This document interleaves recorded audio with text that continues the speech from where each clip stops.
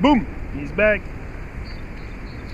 Complaining is one of the ego's favorite strategies for strengthening itself. You know, I find it essential for me to not only because when this part of that book is very important about the ego, and I think it's important that we I find it important for myself to get that insight from that book, so that's why I want to read it, and I feel like sharing it with you. But if you don't want to hear me read, you don't have to watch the videos. I mean, I come here, I go with what I feel, and at this moment I feel like that's the experience I'm having, reading that book. So every complaint is a little story the mind makes up that you completely believe in. Whether you complain aloud or only in thoughts makes no difference. Some egos that perhaps don't have much else to identify with easily survive uncomplaining one. When you are in the grip of such an ego, complaining, especially about other people, is such an of course unconscious, which means you don't know what you are doing. Applying negative mental labels to people, either to their face or more commonly when you speak about them to others, or even just think about them, is often part of this pattern.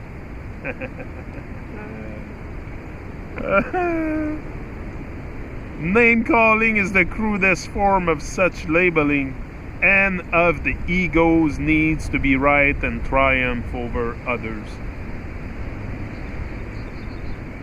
Jerk, bastard, bitch, all definitive pronouncements that you can't argue with.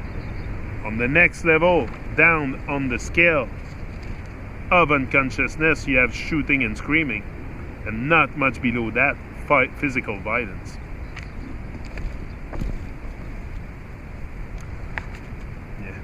Resentment is the emotion that goes with complaining, and the mental labeling.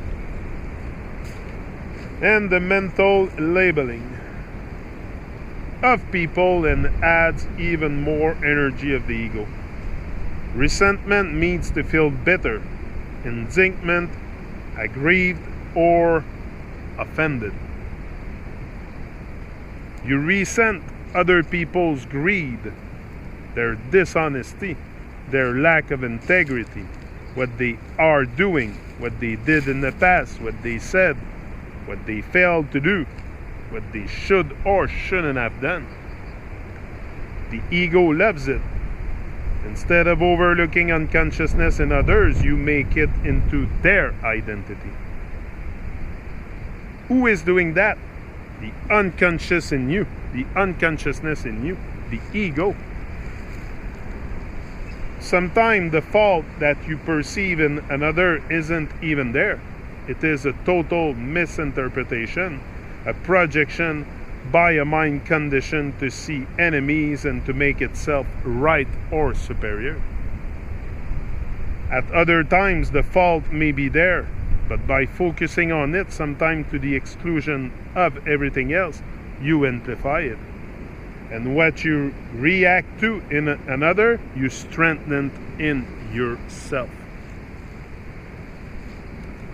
That's why I've never been very reactive, you know what I mean, to some people talking about me. But some people, it's not some people, it's just one or two. Like, some people, for sure, some people must talk about me, but I mean publicly. That's why I've never partaken in it. I never gave my insight or went to comment or no. Because I knew there was, without knowing. But you can, I sensed it. Non-reaction to the ego in others is one of the most effective ways, not only of going beyond ego in yourself, but also of dissolving the collective human ego. That's why I never reacted to Jabba. You want me to tell you? That's why I never reacted to Jabba. But you can, I reacted on video here, but I never went to comment on this video or talk to him or write to him or in any way. I send him love. I send him love and more love and more love. That's what he needs. That's what he needs. But you can only be in a state of non-reaction if you can recognize someone's behavior as coming from the ego, as being an expression of the collective human dysfunction. When you realize it's not personal, there is no longer a compulsion to react as if it were. That's what I always said. If they don't know you personally, don't take it personal. Don't take it personal.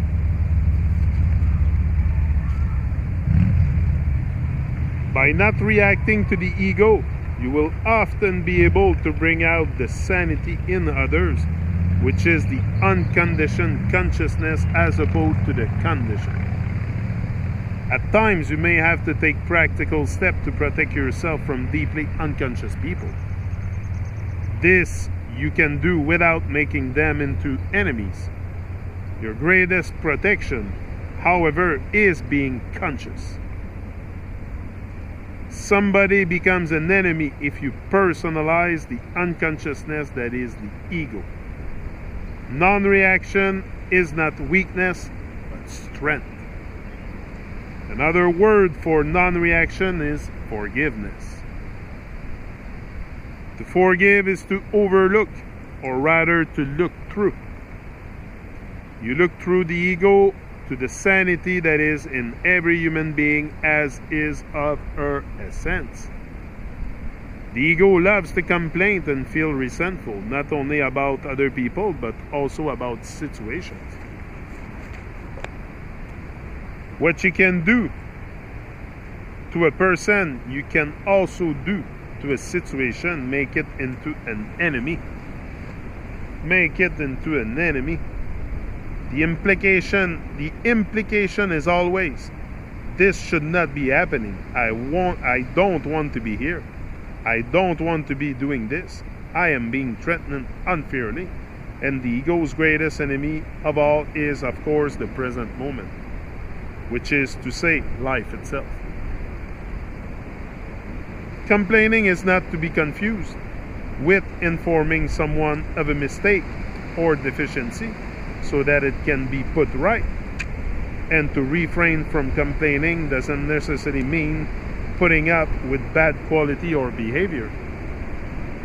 There is no ego in telling the waiter that your soup is cold and needs to be eaten up. If you stick to the facts, which are always neutral, how dare you serve me cold soup? That's complaining. There is a me here that loves to feel personally offended by the cold soup and is going to make the most of it, a me that enjoys making someone's wrong. The complaining we are talking about is in the service of the ego, not of change. Sometimes it becomes obvious that the ego doesn't really want change so that it can go on complaining. See if you can catch, that is to say, notice the voice in your head, perhaps in the very moment it complains about something, and recognize it for what it is, the voice of the ego, no more than a conditioned mind pattern, a thought. Whenever you notice that voice, you will also realize that you are not the voice, but the one who is aware of it. In fact, you are the awareness that is aware of the voice. In the background, there is the awareness. In the foreground, there is the voice, the thinker. In this way, you are becoming free of the ego, free of the unobserved mind. The moment you become aware of the ego in you, it is strictly speaking no longer of the ego, but just an old conditioned mind pattern. Ego implies unawareness.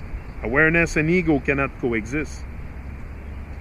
The old mind pattern of mental habit may still survive and reoccur for a while because it has the momentum of thousands of years of collective human unconsciousness behind it, But every time it is recognized, it is weakened. I'll be back.